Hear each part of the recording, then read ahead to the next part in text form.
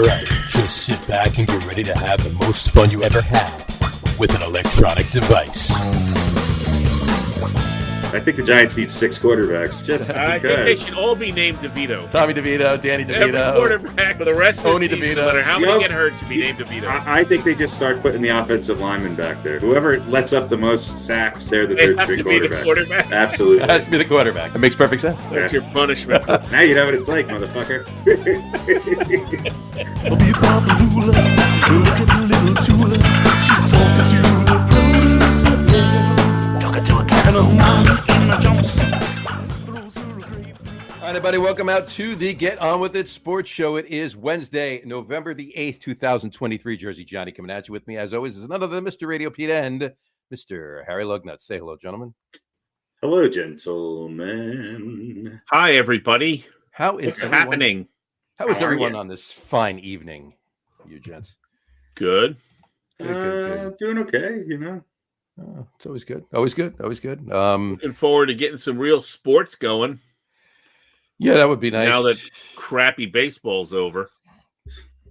I don't know what kind of real sports you're looking forward to. I know. We crappy football's almost over too. So we've had some really good basketball so far. This is true. Good. 2-3 gagames in. Exciting. 8 games in. Yeah. Is it that many? Yeah. Wow. You know how I know we're 8 games in? Why? Because the Denver Nuggets are 7-1. 7-1. That's wild. Well, we'll talk about basketball. We'll definitely get into that. We'll do it way later in the game. Way later in the game after we talk about nonsense. We talk about the Mets backstop change. Oh no. None of that. Well, first thing we have to do is congrats to the Texas Rangers winning their first World Series ever. Yeah. I'm Hey, an island. listen, man. Whatever. Unless you're like a Houston fan or something or whatever, why would you hate the Rangers? There's no real good reason to. Right. They've sucked, and it's a great story. First one.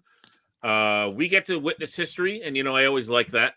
I like when things happen that have never happened before, and we get to be a part of that. And that happens with every generation, right? Every era in sports. But we've seen some really cool stuff, particularly in baseball. Of, this happening and home run records and coming back from,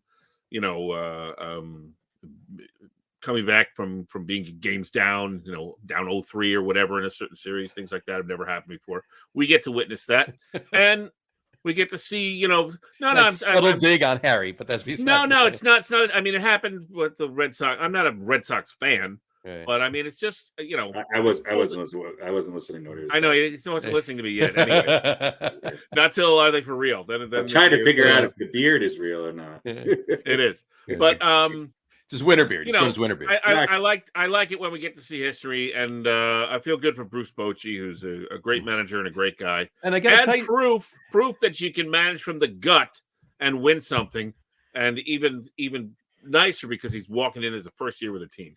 Exactly. And that's a phenomenal job. More proof, and I know Brian Cashman listens to us every week, but more proof is that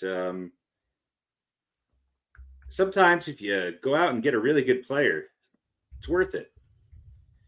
Yeah. Or a couple of them. Even if they don't hit much in the playoffs until the last few games of the World Series, that's really all you need them to do. Corey Seager had a hell of a year and a playoffs and a World Series and his defensive plays, and he's a lot better than Anthony Volpe is ever going to be. Yeah, but there was, I was talking about obviously Seager, but I was talking about Simeon too, who was doing nothing, and then he was another big name they went out and got, right, and he didn't do much, and then all of a sudden he did, and it just, I think part of the reason why it ended in 5 games is because obviously both of those guys were hitting the ball. And I finally figured out where the proper use of Aroldis Chapman is, and that is when you're up by 5 or more runs for 2/3 of an inning in the 7th inning. Right. That's where Chapman thrives. Yeah, right. Well, you've got to put your players in the no more than 2 or 3 batters in not the final inning of the game, right, when there's plenty of run support. Yeah, that's right. No pressure. That's what great managers and coaches do. They put their players in the best position. Right. Couple of interesting things about this World Series, about the Rangers winning, I should say. Number one, Rangers went to their first World Series in 2010 and lost. I don't remember that one either. They lost to the Giants. Okay. The New York Giants went to the World Series. Exactly. That's fantastic. Right. They lost to San Francisco Is that Giants. Eli Manning's first year? That was Eli's first year.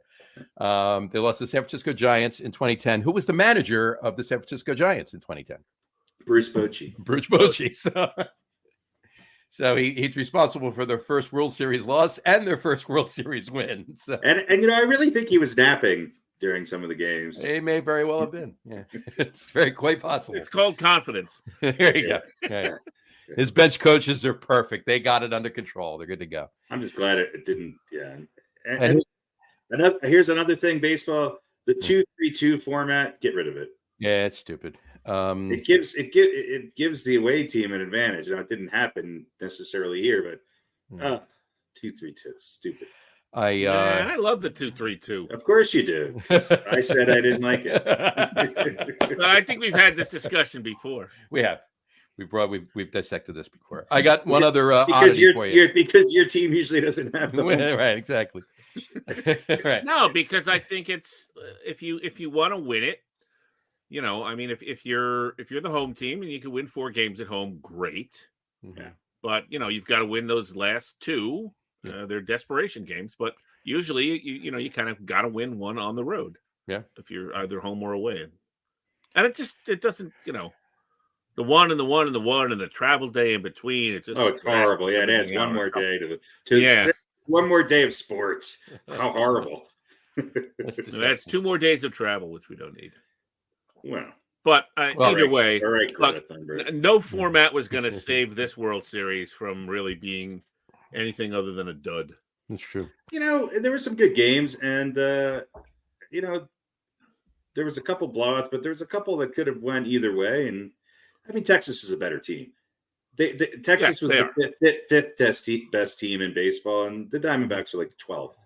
So it's a good matchup. It's a good matchup. Good World Series matchup. Yeah. So I got one other oddity for you. In 1924. God. Hold on. Bruce Bochy's first year in Little League. Bruce Bochy. No, he was in college. Okay. In 1924, the Washington Senators won the World Series. Right. In 1960, they moved to Minnesota and became the Twins. Okay. The Twins won their first World Series. Obviously, that organization's second World Series, if you will, or actually more, they might have won before 2024, but it was their first World Series win in 62 years. All right. Went from 1925 to 1987, 62-year gap between World Series. In 1961, Washington made another team called the Senators. The original Senators left. Expansion team, Senators, is organized.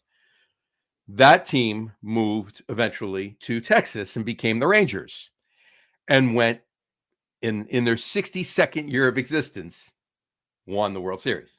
So 62 years is the number for any Washington Senators team.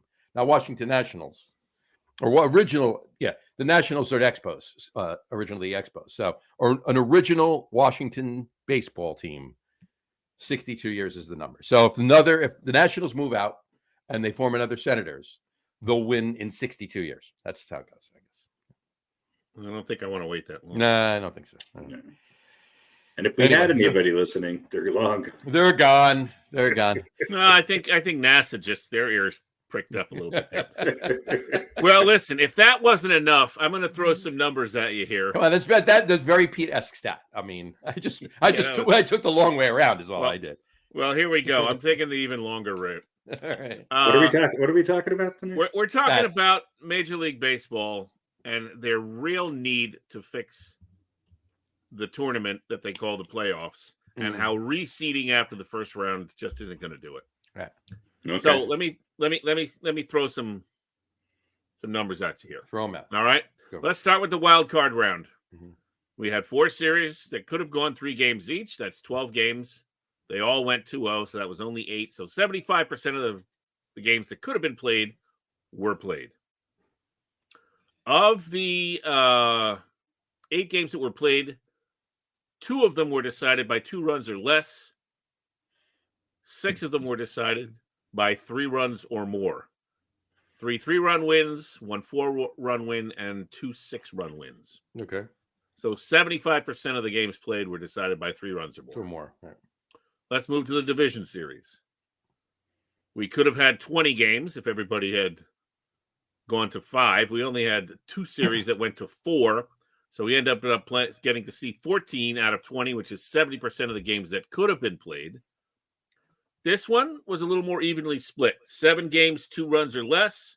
7 games decided by 3 runs or more. Mm-hmm.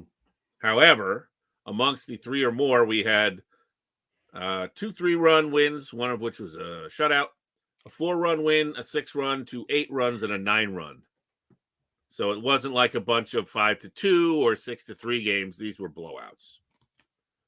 League Championship Series, obviously, we got all 14 games because everything went 7. This was also a 50-50 split.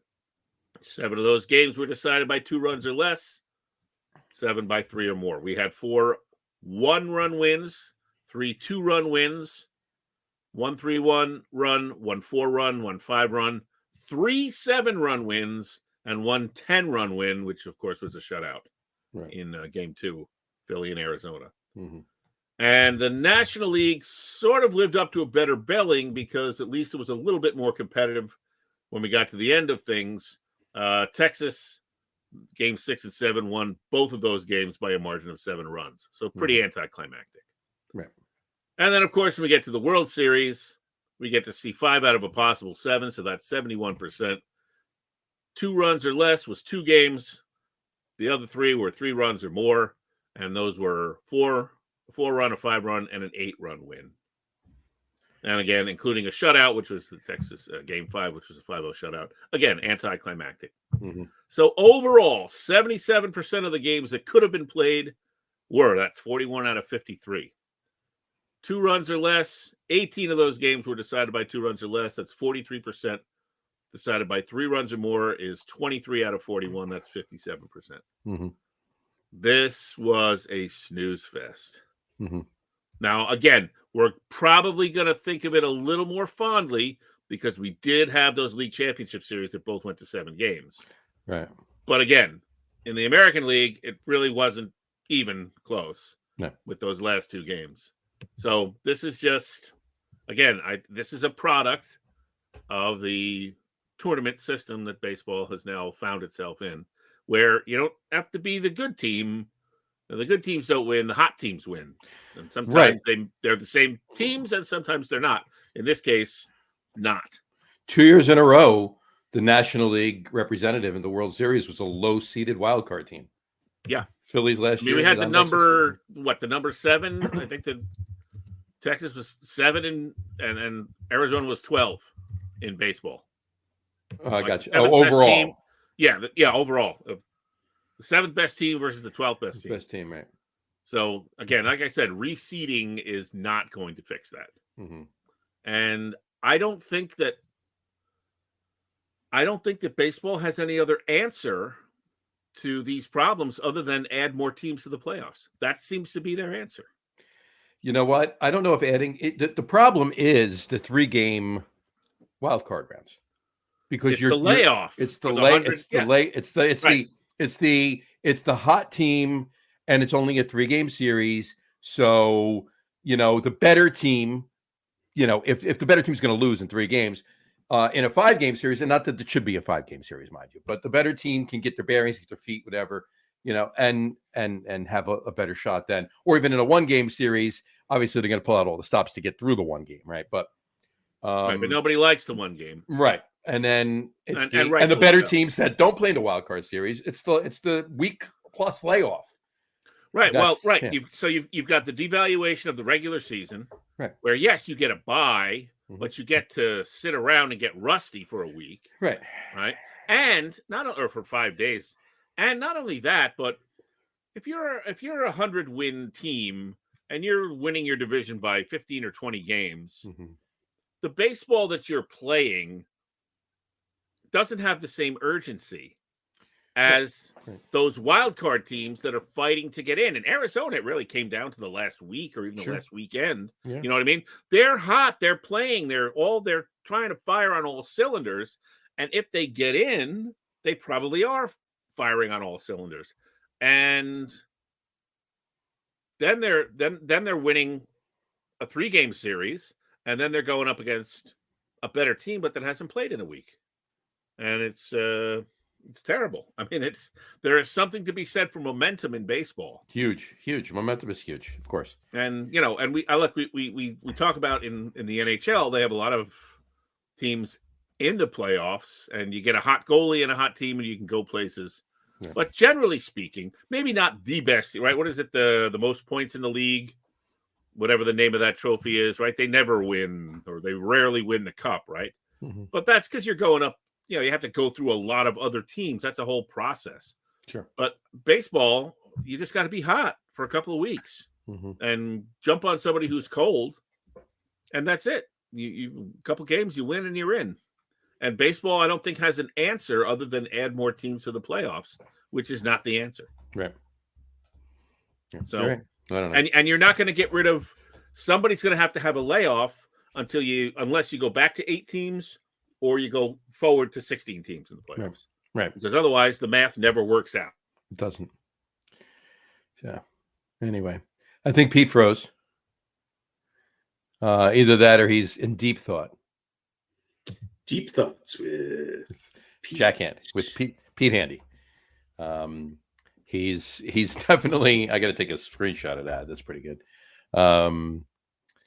Anyway, I think what Pete was trying to say is the playoffs are screwed up, and there is no easy way to fix it. Do you agree? Yeah. Well, yes, and there is a way of fixing it, and just Go back to not having so many teams, and one wild card team, 3 divisions, call it a day. Yeah, and I think we need to have at least 5-game series in the first round. You can't have 3-game series in the first round. No, you can't. That's absolutely true. And I was just saying that. Perfect. Okay. We'll go to the Yankees because I'll bring up the one thing out of Mets with Pete when he pops back on. Which we call it. Did you see your boy Mr. Anthony Volpe won the American League Gold Glove award?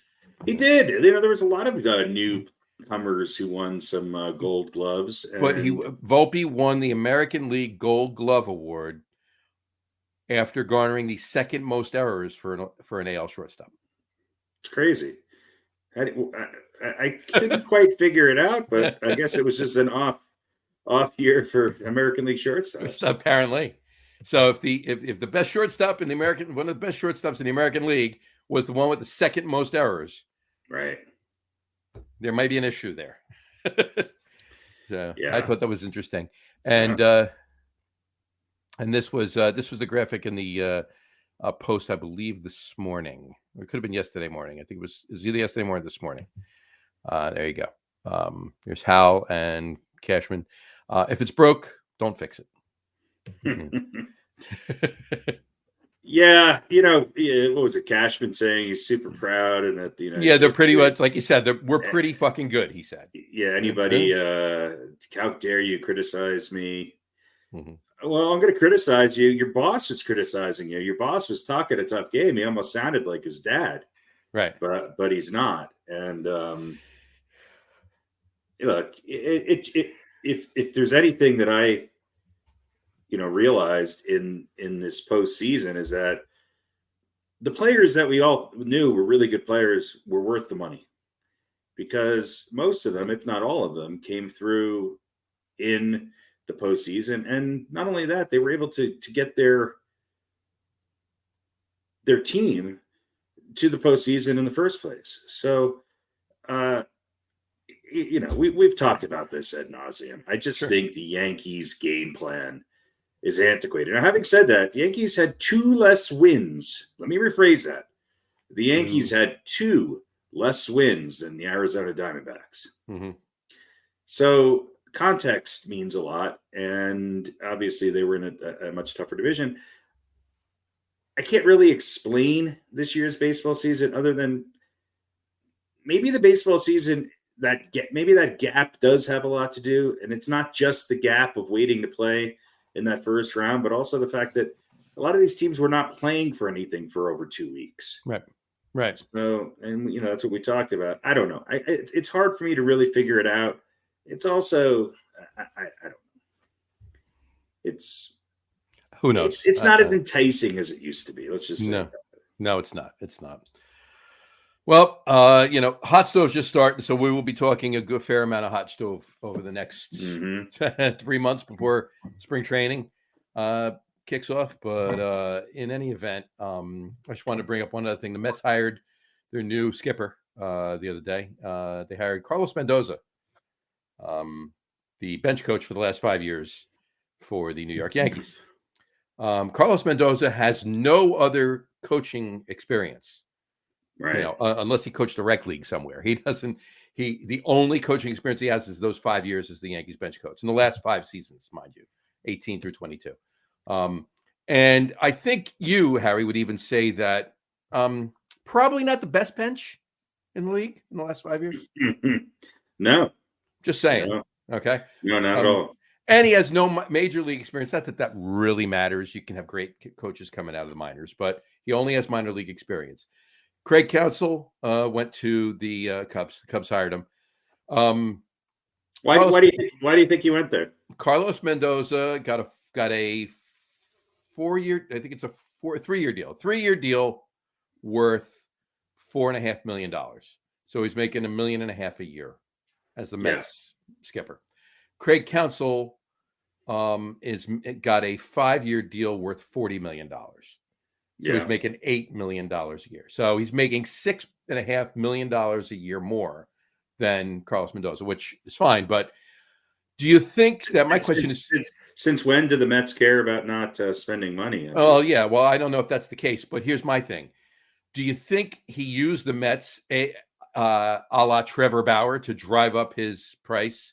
Yeah, the Cubs made him an offer he couldn't refuse. Like, here's the thing, too. And I said his tongue in cheek the other day, but I don't think I might not be that far off base. He's obviously been in Milwaukee for a while, right? Chicago is an hour and 20 minutes south of Milwaukee. If he coaches Chicago, he technically doesn't have to move. He can commute an hour and 20 minutes to work, His kids can stay in their school system wherever he's living up near Milwaukee. I'm sure in the suburbs. I'm sure he's not living in Milwaukee. Maybe he is. I don't know, but I'm just guessing. He can stay where he is and just take a ride to Chicago, hour and 20 minutes anytime he's going to go down there. If you're living in Jersey and you're commuting to Queens, sometimes that's going to be more than an hour and 20 minutes, right? So $6 million a year, I could live in Brazil. Right, exactly. Take a fly every day to work. Exactly. So I do. I think he I don't know the man personally, and I don't know all the ins and outs of what exactly transpired. But I think what it came down to is they really wanted Craig Counsell. He used the Mets and his buddy David Stearns to drive up his price and his asking price. And he stayed close to home, or where he's been at least. He's from the Midwest. So now he goes to the Cubbies, and the Mets had to scramble, pick somebody because they're heading into the winter meetings and everything else. They don't want to go out there without a manager. So who else did they interview? They interviewed Carlos Mendoza. And hey, look, maybe he's going to be a good skipper. But here's my thing. I personally, honestly think that he's just going to be a yes man for the front office. He's just going to be one of these analytics guys, listening to whatever Stearns and the front office and the analytics team says to do. And he's just going to sit there. I mean, we went from, look, Buck didn't look like he really even cared to be there half the season this year. Mm-hmm. He knew what was going on, whatever was the case and everything else. But Stearns comes in, he's gone a day later, and you wind up hiring Carlos Mendoza. Nothing personal about the guy, but Buck Showalter to Carlos Mendoza. I don't get it. I thought money was no object. There must have been a rift with Showalter and the front office, and maybe more so with the players. And at some point, you have to make, I think, in today's game, and I'm not sure this is the right move or not, but it seems like people are just making they're making the decision of who's going to manage their team based more on how they handle the personalities that are on their squad than their baseball knowledge. And maybe there's something to that. I don't know. Although Bruce Bochy certainly proved that wrong. That's for sure. Pete, welcome back. We were talking about the fact that the Mets hired Carlos Mendoza. Basically about the fact that Craig Counsell pretty much used the Mets to drive up his price, stayed closer to home in Chicago, and now Mets had a scramble, hire Carlos Mendoza, and he's probably just going to be a yes man for the front office and the analytics team.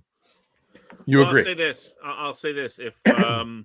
If Counsell reached out to the Cubs first, then he's a dirtbag. Yeah. If they reached out to him, then okay, fine.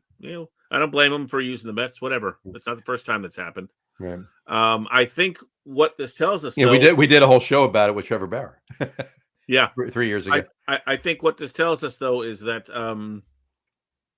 we can forget about the Mets ever being any good as long as Uncle Steve's an owner, because they are fucking clueless. Well, they're absolutely clueless. Well, I hope that David Stearns is going to change this, right? I hope it's look. I hope Uncle Steve wants to spend the money, and obviously he hasn't spent it right so far, or not 100% right. And I hope that Stearns is actually going to spend it right. Okay.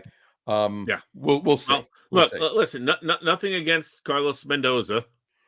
He interviewed. They both, Carlos Mendoza and Craig Counsell, both interviewed for the Guardians job too. I almost said Indians. Guardians job too. I've heard good things about Mendoza. People say he's going to be a manager someday somewhere, and now he is. Here's the thing, though. Just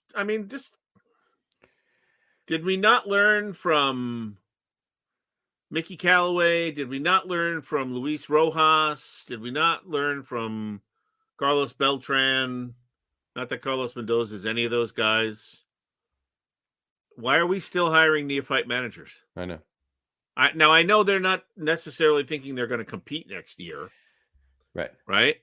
So, okay, it's not like we have a team that we think is necessarily, going to be particularly good, right? We're going to make some changes. We have maybe bringing in a new starting pitchers. Maybe we're bringing in a new team. So let's bring someone who's never been a manager before, right? To build, you know what I mean? I think you'd rather have,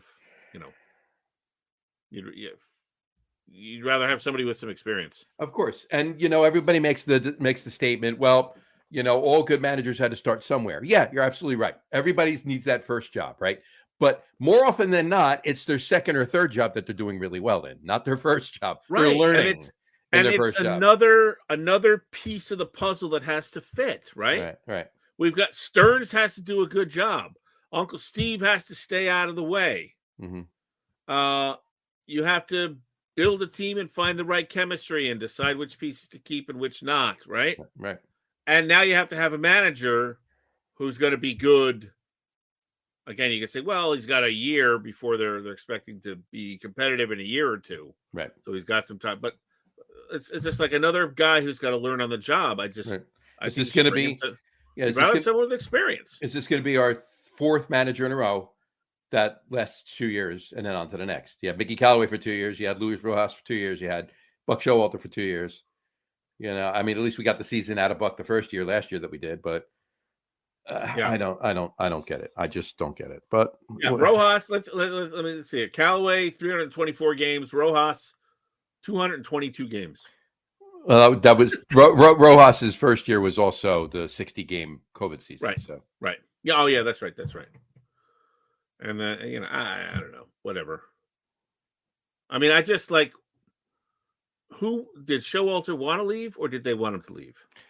And maybe it was mutual. I think Showalter wanted to leave. I don't think he was happy there. He's not a big analytics guy. There was obviously some friction there. He's not a big analytics guy, and I think they were really just shoving analytics down his throat, trying to get him to use them more, and it just wasn't working. They obviously did that with Luis Rojas before Showalter got there. I think they backed off a little bit Showalter's first year, and then stuck it to him. Who knows? Yeah. I look. I'm not in the front office of the Mets. I can only talk about what I hear and what I read and what I see. I can't think of a recent example where the combination of going out, being aggressive, and getting the free agent players in the prime of their career that you need, and not letting anybody else get them, and hiring a veteran coach has worked. I just don't get it. I think that scraping around the edges, talking about farm teams, and hiring bargain, basement managers is certainly the way to go. Oh yeah, that works every year. All the Just time. look at this year. Yeah. Bruce Bochy's been in the league half a season before taking over for Texas, right? Yeah, And they didn't go out and get any. They didn't go out and get any big names. None They of didn't, them. and they didn't, Right? and they didn't pay them top dollar to make sure that the Yankees, Red Sox, or Cubs weren't going to get them either, or their crosstown rivals, right? They brought in a couple of 50-year-old pitchers. They And paid him $40 million a year, and that was the and got a that was the formula. Yeah, I have no confidence in this Mets team doing anything other than what they do, which is this. They've gotten progressively worse each year since Steve took over. Yep, 100% agree. He is going to spend. He is going to personally spend $8 billion, though. He's going to spend the money, but no, renovating the lots and the land around Citi Field. Great. Like the lots, as you know it, are not going to be there anymore. There's going to be parking decks. Okay, it's going to be big parking decks. There's going to be parks. There's going to be casinos. There's going to be restaurants and bars, all the way the lots are now. There's going to be a new train station. There's going to be walking paths. There's going to be that actually makes a lot of sense. And I'm not going to. No. I think it's a good idea. I'm just saying. But yeah, and he's like the Wilpons were asked to do it. They didn't want to do it. They wanted the city to spend the money. Right. I'm not saying this is a bad thing. I'm saying this is a good thing. He's spending the money to do something good around the stadium. Plus, they're building the soccer field on the other side of Tom Seaver Way over there. So the whole area from Roosevelt Avenue to Grand Central to the cross out to that whole entire area in there is going to be basically a resort. So there will be other reasons to go there besides a moribund, underachieving baseball franchise. Right. It can't get the fuck out of its own way. Right. Ever. But let me say this: have it from 30,000 feet. Okay. He's done a lot. He's done a lot of the things that people at the time said, "Great, I can't believe he did that." In other words, he landed some big free agents. Okay, he got the coach that you two guys were saying he had to get. I didn't want Buck to go anywhere this year. No, I wanted the analytics department to lay off. What I'm saying is that he's delivered, at least, and maybe the players that he's picked haven't, or the coaching, or the combination of things have not lived up to it. But a lot of the free agents that he's gotten, and a lot of the team that he has built, has played well. The problem is that injuries and timing have not allowed them to all play well during one whole season. Right. But how many games did the Mets win last year? Right, they weren't a bad 79. No, they were bad. 78. They were 13 games under 500. Yeah. Okay. I mean, the year before that. I'm sorry. 101. Yeah, 101 games. Mm-hmm. So yes, they had a slide this year. There were some injuries, and there were some things that you just couldn't control, like losing your closer to an exhibition game. So that's not an excuse. But are the Mets better than their record this year? Yes. I'm not so sure the Yankees are. Not by much. I think they are. I think the Mets. I don't think so. The if they're pitchers healthy, they brought in, it didn't work out. Right, and that's the biggest thing is they went from having a great on paper rotation to now having kind of a hole that they have to fill. So let's see what they do. I have more faith in the Mets at least stepping up in the free agent market and taking a swing and taking a chance than a lot of other teams. So, and quite honestly, I think the right manager is really finding the right fit for the team. And yes, you're right. It's letting them do their job. But maybe Buck sort of also realized he's not going to win with this team. And maybe it was just a matter of kind of saving face and not having to go through that again. I don't know. Yeah, that's possible. Look, whatever. I'm cautiously optimistic to see what Stearns does once he gets rolling. I'm curious to see what's going to be, who are going to be some of the offseason signings, because they got to sign pitching left and right. They need at least three starters, and they need to redo that bullpen, like literally redo the bullpen. So, granted, you're getting Edwin Diaz back next year. Okay, so that's a big, big plus. Best closer in baseball. Knock on wood, he still is, but he won't be anymore. Right. But right, that ship has sailed. Right. But in any event, we'll see. So I'm cautiously optimistic to see what's going to happen over the offseason and heading into next year. But I don't this signing of and maybe Mendoza is look. Maybe Mendoza's going to be the best thing since sliced bread. We'll find out. If they're going to go analytics and he can handle the media and he can handle the egos, then he can do a fine job. Right. But again, those are skills you learn by doing it. And look, hopefully he's learned. Hopefully he's learned from Boone and Cashman. Great. Yeah, great. Let's get it. Well, look, Aaron Boone does some things well. Mm-hmm. Yeah, he keeps his job. Yeah, he keeps his job. That's true. Well, listen. Speaking of baseball in the World Series, we had we did a little over under as far as viewership.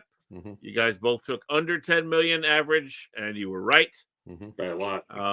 It was 9.11. Really, it wasn't even close to 10. It was closer to 9, then closer to 1. I think we had that's down 23% from last year. Only one game, that was Game 5, was over 10 million. That was 11.45 million watched Game 5, and yeah, it was ugly. And the series is just, let me see. All right. First game, 9.17. That was the lowest rated Game 1 in the history of the World Series. Game 2, 8.15 million, was the least watched World Series game ever. That lasted until Game 3, which came in at 8.13 million. Right. The Raiders and the Lions were watched by 15 million. It was just games 2 and 3, less people watched than Game 7 of the NLCS, which drew 8.9 million. And there's a whole so more people watched the Raiders and the Lions on Monday Night Football than watched Game 3 of the World Series. Last year's series 11.76 average, 2021 11.75. And then 2020, I got conflicting numbers about that, but it was more than this year. Right. So, look, obviously some of that is people are watching in a way that is not your typical television. I don't know how they measure streaming viewing. I don't know how they measure other services, other than the network measurements. But this is really, this is bad. It is. Less than 10 million people. And I thought, look, I'm not overly surprised that it was less. I did think it was going to be more because you did have, maybe Texas is going to win there first. And Arizona is kind of scrappy, right? An old school team. They manufacture runs. They have speed. They hit singles. Maybe you might have, couldn't get an average of 10 million people. Could barely get 9 million people on average to watch those games. Unbelievable. And again, I wonder if Major League Baseball's answer to this is going to be, let's get more teams in the playoffs. That way we'll have more eyes, more cities and fans that are interested. And also you had the fact that, these teams obviously play in cities, but they're state teams, right? Right.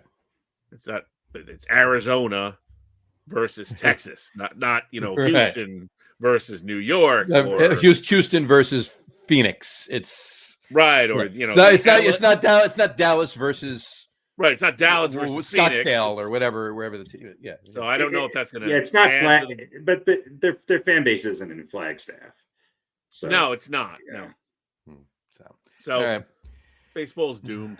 Yeah, and you know what? It's And Rob Manfred doomed. is taking it right down that path. So It's just doomed because we're New York fans. If you're a Texas Rangers fan, you're and you're a living large young right kid, now. you're a young kid primarily somebody who grew up in a Latin community, Right. then it was fantastic. Sure. Yeah. If you're a Philadelphia Phillies fan and you finally wanted to see Bryce Harper in some big games, then it was fantastic. So, I think my problem with it wasn't necessarily the quality of the playoff games, because I think there were some great games, especially in the division series. I thought those were competitive. Like you said, they went 7 games.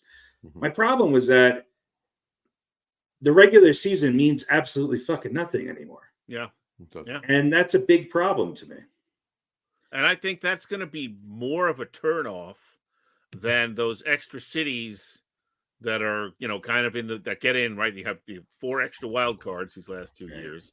But I think you're going to have more people who go, those fuckers don't even belong to be there. Right. They don't deserve to be there. Let's face it. So I'm not going to invest as much time into watching them as I might. Let's face it. The any long season, especially baseball. Baseball's the longest season, 162 games. But we know that there are NHL fans that are playoff fans, right? They maybe pick up a paper or go online and look at the stats to get the standings throughout the season, but they start watching in the playoffs. Yeah, their response is get used to it, guys. This is what's been going on in the NHL for years. Right. Yeah. And the NBA to a point, not as bad as the NHL, but in the NBA to a point, same thing, right? Now, but in the NHL, you'll find that. someone to root for if your team's not in it. You'll find somebody. Right. And again, also, as we talked about a couple of weeks ago, there's no difference between the National League and the American League anymore. No. I mean, yes, there's going to be maybe old guys like us that go, I'm a National League guy because my favorite team used to be, or is still in the National League, and there used to be a difference because the pitchers hit, and that's the way baseball ought to be played. So I'm going to root for the Diamondbacks. Right, so what's the difference between the NFC and the AFC? What's the difference between the Eastern Conference and the Western Conference? Yeah. Well, where the teams play. To where they play, or the letter. So my point being is that I don't buy that. That there's my point is but that loyalty, that is something that divided the country. That's old school. That's old AFC school. And NFC, you're right. Before us. Right. But AFC and NFC, you're right. There's no difference between them. But there's never been a difference between them. They've always played by the same rules. Right. But there's always stylistically. No, but there's always stylistically been different. Yeah. Yeah. The AL and the NL were fundamentally different. Pitchers hit. There was more strategic thinking. You didn't have a DH. Now that's gone. So that loyalty to one league or the other is going to rapidly disappear as well. Gone, yeah, exactly. Well, nobody hits anymore. So. Yeah, exactly. Yeah, I'm not sure. What is this hitting you speak of? Yeah. I'm unfamiliar with the term. Although I will say this. I will say this. Just Corey Seager. God, I wanted him in a Yankees uniform. Yeah. And man, did he step up and do what he needed to. And I felt bad for who I think is definitely on steroids, Adolis Garcia. But holy shit, did that guy have a postseason? I mean, I thought he was going to chew his bat while walking around the bases. That's how amped up that guy was. But I don't think I've ever seen anybody in an extended set of playoff scenarios hit the ball. I'm not saying home runs or hit it that hard. He hit that ball like it owed him money. Right. I mean, and it didn't matter who. And by the way, why were they pitching to him in certain situations? Yeah. So I do think Bochy outcoached whoever the fuck the coach is for the Diamondbacks. Lavello or and he outcoached Dusty too. Yeah. But Dusty has kind of a history of his toothpick finally got soggy and he decided it was time. All right. I got one more. Anybody got anything else? I got one more thing about baseball. One more thing about baseball, no more on football, guy. And then we'll move. And then we'll talk about next week. We'll talk about football and basketball. So I want to go back to an article. This is from not this year's August of 2022. Okay. And the article is titled 7 Fun Takeaways from the New 2023 Schedule Format. Because as you know, they reduced the number of division games you play Mhm. by, I think it was 24, right? So, Sure. and everybody's playing everybody else in the league. We have a lot more what used to be known as interleague play. It's still technically interleague play, but Mhm. so here's 7 things, and I want us to kind of you give me your opinions as if this was Okay. achieved or not. Okay, number 1, the Stars will get to play each other. They mentioned combos of Mike Trout and Bryce Harper. Paul Goldschmidt, you'll get to see him play against Shohei Ohtani. Mhm. Vladdy against Juan Soto. Alonso against Julio Rodriguez.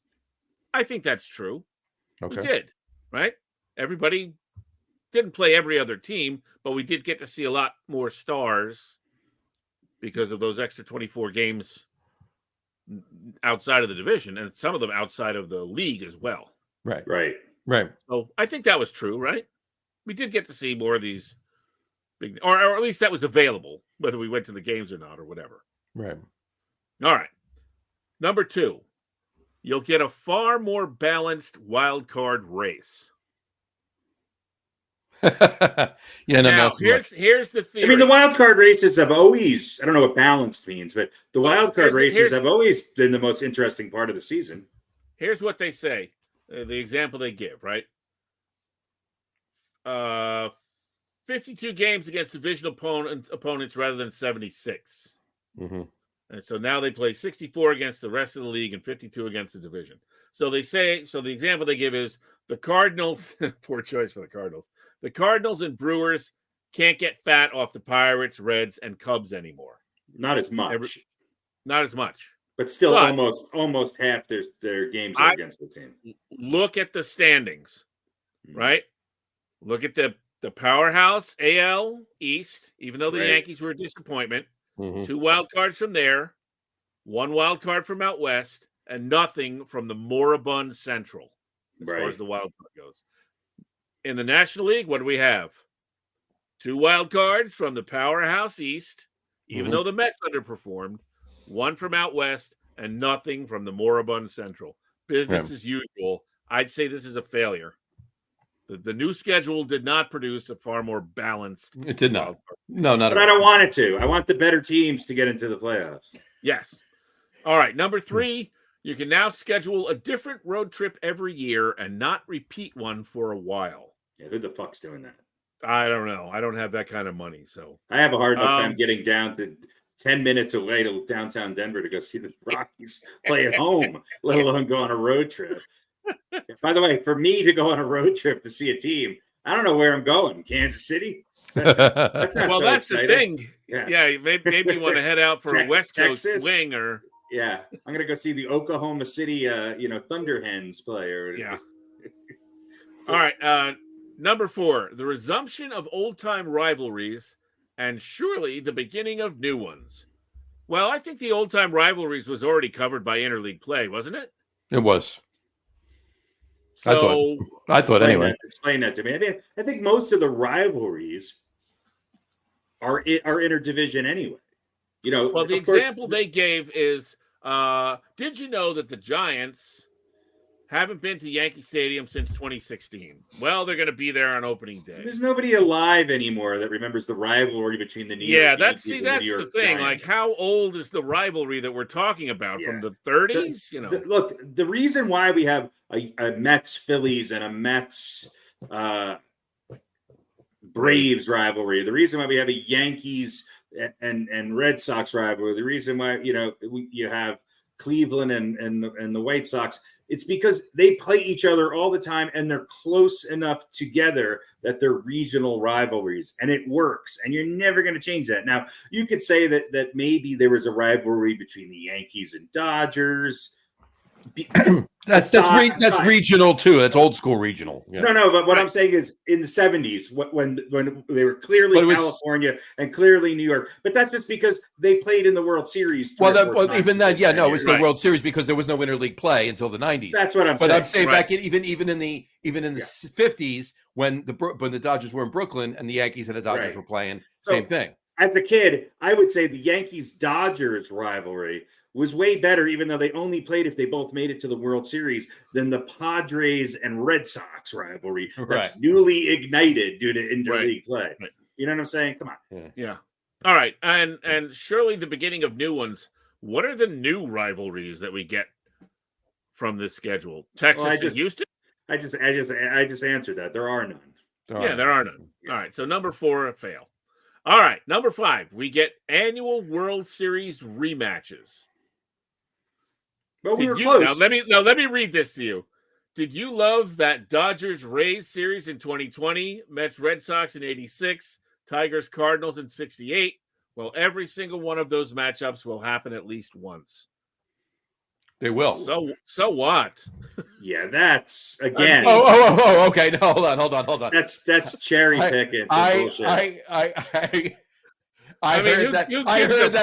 heard that as those matchups in the World Series will happen at least once. No, in the regular season. No, they're talking about. I know. During the regular season, we'll see 2 teams that played each other in the World Series play each other again. Yeah. Whoop-de-fucking-do.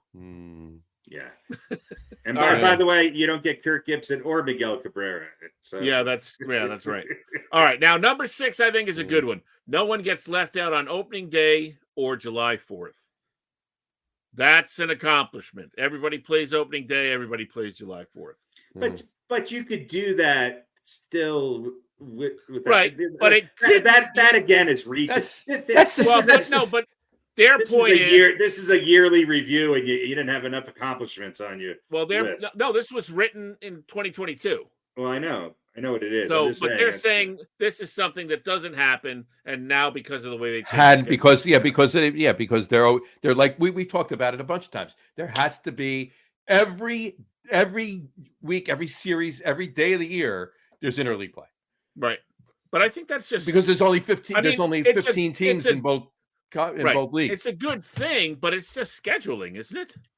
Yeah, it's just scheduling. That's my point. Yeah. And quite honestly, I don't like interleague play on opening day. Opening day should be about rivalries and should not be about interleague play.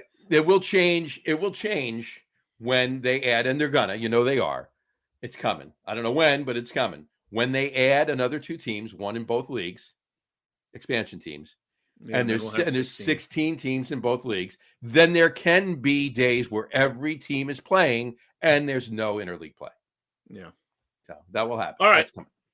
So a good thing, but I don't know if it's such an accomplishment of the schedule format as it is. I don't either. The way let me ask you a question. Mm-hmm. Did you guys watch more baseball this year than you did 2 years ago, or last year, or the year before? No, I probably watched less baseball this year. Did you go to more games this year than you did? I haven't been to a baseball game in probably 5 years. Exactly my point. And you know what? I went to more baseball games last year and went to other stadiums this year. I went to 2 baseball games, and honestly, one of them was a Mets game, one of them was a Phillies Giants game in Philly. I went to 2 games as well. Here's my other thing: as my home team being the Rockies, I'd rather have another opportunity to go see the Dodgers, or another opportunity to go see the Giants, or another opportunity to go see somebody in their division play again at Coors Field. I'd rather have more games that way than. Well, you're going to get less. The Royals. Well, you got less. You got less this season. Right. And if I'm a Yankees fan, I want an additional opportunity to see the Red Sox or the Blue Jays. You know what I'm saying? And assumedly with 5 teams in each division and 24 less games, that's 6 times. Yes. So assumedly three home series of 3 against the Dodgers, you don't get an opportunity. Absolutely. Right. And I think that's bad for overall revenue and attendance. Yeah, I always like the unbalanced schedule. I know it's still technically unbalanced, but I always like the unbalanced schedule. Yeah. It's not bad. All right, number 7. This is one that's very confusing to me because of the way it's worded, and I think it's bullshit. It's not confusing to me because I think it's bullshit, but here's number 7: league-wide pennant chases that go down to the very last day with some absorbing matchups. We've never had absorbing pennant chases before this change in the schedule. I mean, I can't think of any time when we've had, Well, but no, they were all expected up till this year. I mean, doesn't that just mean they think there's some good matchups in the playoffs, or the tournament? Because a pennant, there's only 2 pennants. There's a National League pennant. There's American League pennant. Yeah, no, I think what they're talking about is the who gets in. I think Yeah. what they're talking about is the race. That's an old term when we only had, when if you won, the division, you played for the pennant. So, Well, it's still the pennant. Yeah. But it's just, I thought, but again, I know that the Cubs were in it along with the Diamondbacks until pretty late in the season. And then they, up until two or 3 days to go. Yeah. Yeah, they fell apart late in the season, lost a lot of games, but they were in it. And then, of course, you had Houston and Texas. And Houston actually wound up winning the division. Right. Houston was beating Arizona on the last while game. Texas was losing to Seattle, I believe it was. Right. So I guess they just kind of came down to the very last day. But who else came down? The Brewers didn't come down to the last day. Atlanta, the Dodgers, the Orioles, Toronto. But it was close. It was something to watch, It was. So there were. It was close. There was the wild card was not settled until the last week of the season. Right. Yeah. Yeah. Well, the last of the wild card spots were not settled. Right. Well, so the top one was obvious, especially in the top one in both leagues was obvious because they were, had 27 more wins than the other wild card teams. Right. But yeah, the rest of it was up and down. The positioning changed quite a bit. I mean, even in the National League with Milwaukee and it was a little bit, of a change there. It gave you some, but that hasn't changed. That's baseball. It's always that way. It was in the National League. It was Miami. Way. It was Miami and Arizona, right? They ended up with, and then you had the Cubs and Cincinnati that were a game and 2 games back. No one else was even close, right? But what I'm saying is the seeding was close for a lot of teams. Yes, right. Yes, that's Is there a number 8? That's it. So there's only 7 things. A couple of them were. I don't know. Were any of these? Let's run through them again and say yay or nay real quick. No. Stars will get to play each other. No. Yes. Yes. Stars will get to play each other. Yes. You'll get a far more balanced wild card race. I don't think so. No. You can schedule a different road trip. Let's throw that out. Nobody does that anyway. You'll get annual World Series rematches. Well, we already had that. Mm-hmm. Not rematches in the World Series, but no one gets left out on opening day of July 4th. Okay, that's a good thing. But everybody gets a participation sticker. It's not because they changed the schedule and league-wide pennant chases. We'll call that a half win. Mm-hmm. So good job. Not really. Good job, marketing department to pull something. To pull some talking points out of. To use the word you've been using, moribund season. Yeah, thanks to Will Leach writing for the Major League Baseball website. There you go. All right, let's we're just about an hour in. Let's move to some football quickly. Okay, there you go. There's a couple things to talk about. Okay, Josh McDaniels gets fired last week as the head coach for the Raiders. All right? And the GM's gone. And the GM's gone too. Somebody else was gone. Yeah. Now here we go at this. They had an airing of the grievances. Okay. They had an early Festivus in the locker room before he got fired. And as the story goes, as I read it anyway, I heard it a few times. They basically, put him in his place, all the team, the players and everything else. And he had Antonio Pierce speak on his behalf to the team. And Antonio Pierce says pretty much to everybody, I'm paraphrasing a little bit, we have to believe that we're the best team on the field that day. We have to put together a game plan that can win the game. And we have to believe in the game plan and believe in ourselves. And we'll go out there and we can actually achieve that and have the belief that we're going to actually win the game. He says, and then he drew on experience, right? He said, in 2008, in January or February, whatever, 2008, 2007 season, when he was with the Giants, They went up in the Super Bowl against an undefeated Patriots team, and they had a good game plan. They knew that game plan could win, and they had believed in themselves, and they went out and they beat the Patriots. And, you know, everybody in the locker room got psyched. They got there, yeah, we're in. That's it. Josh McDaniels pulled Antonio Pierce. I keep wanting to say Adrian Peterson. I have no idea why.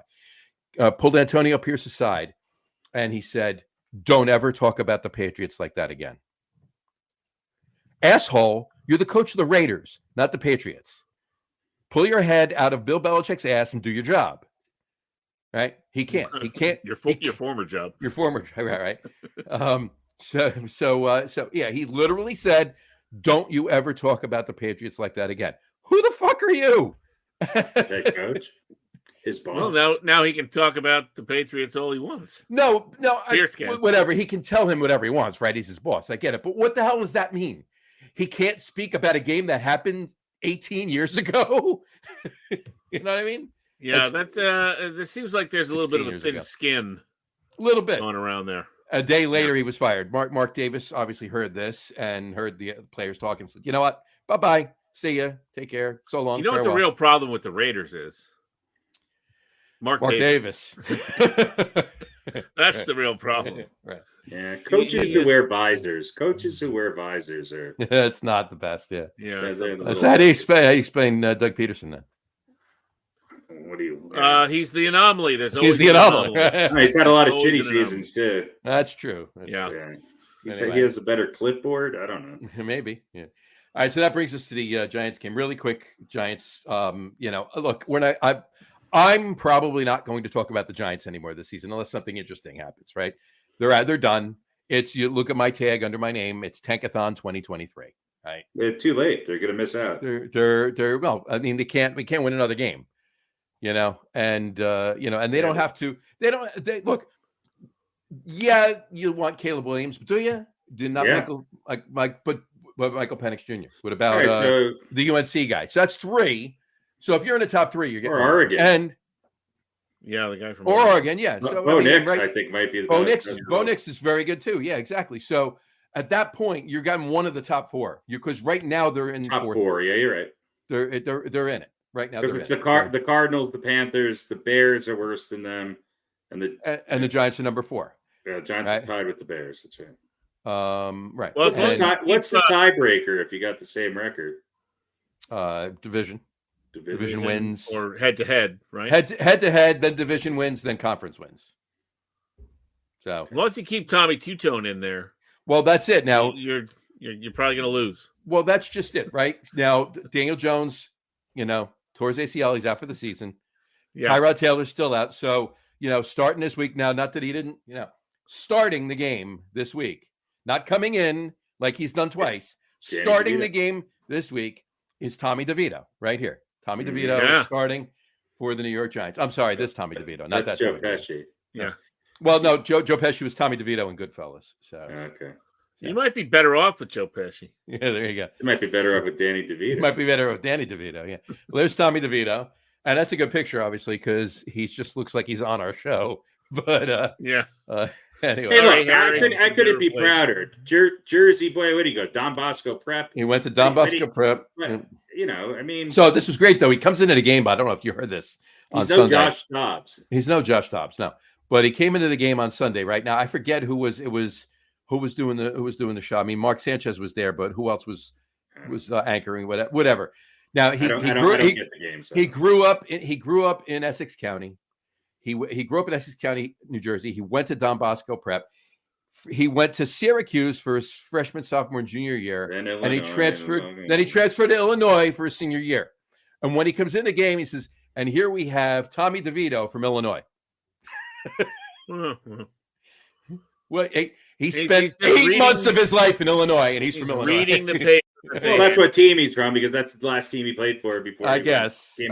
That's the team he was drafted from. But he's playing for the Giants. Wouldn't you want to say local New Jersey guy playing for the Giants? I don't fucking care. Well, that's if the people that are giving him the paper even know that. That's true too. I mean, you're not expecting this guy to get on the field. They're not expecting anyone to have to talk about him. By the way, but you'd think there would be a stat sheet that would include some of those facts about some of those facts. By the way, if there's anything that proves the Giants do not have the professional organization to review football talent, then it's their quarterbacks. Because while Daniel Jones is horrible, Danny DeVito, he doesn't belong in the NFL. Yeah. Sorry. Doesn't belong. Well, he was never expected to play. That touchdown pass to Wan'Dale Robinson wasn't bad. You know? Yeah, blind squirrel in a nut. Right, I know. He had -1 yards the game before. He did. Well, that's because they didn't pass the ball. Exactly. He passed the ball a lot this past week. Look, I'm not saying he doesn't belong the there. Vicious circle of reality here. Look, he had no yards because they didn't pass. They didn't pass. He's terrible. Please, draft the fucking quarterback. Now here's the thing, though. Draft the fucking quarterback. What happened to Taylor? What did he hurt? His back? His ego. Actually, I like Tyrod Taylor. He's look. If he gets healthy and comes back, you might win a couple of games. You don't want to win the game. No. I know. So we what do you do if you're the Danny DeVitos starting the squad? Starting Sunday, Tommy DeVito is the starting quarterback, and Matt Barkley is the backup quarterback. So if you'd have told everybody in week 1 that on week 10, Tommy DeVito would be the starting quarterback and Matt Barkley would be signed and be his backup, I think everybody right then would have said, Caleb Williams, here we come. Right, but I'm saying Taylor's not out for the season, right? No, he's back in probably another 3 weeks or something like that. So what part of his body did he hurt? I think it was his ribs.